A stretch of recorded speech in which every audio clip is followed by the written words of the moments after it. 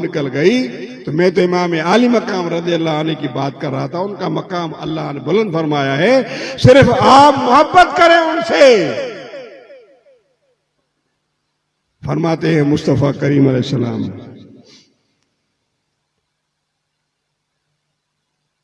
फरमाते हैं अना मिनल हुसैन वल हुसैन मिन्नी।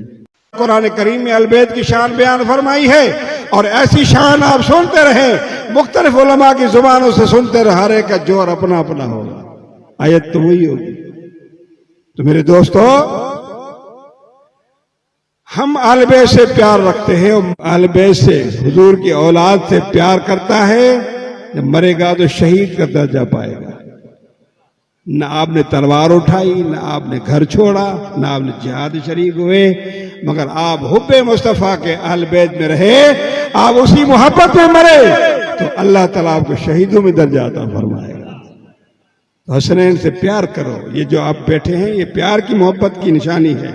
बल्कि थोड़ी देर सही, मगर बात यह है कि वफादारी तो वो है इमाम हुसैन के आखिरी महफिल तक बैठे, ये वफादारी है, ये मोहब्बत है। अगर कोई नहीं बैठ सकता, मरीज है, तो कोई मसला नहीं है। हमारी खवातीन घरों में सुन रही होती हैं, उनको वहां अजर मिलेगा।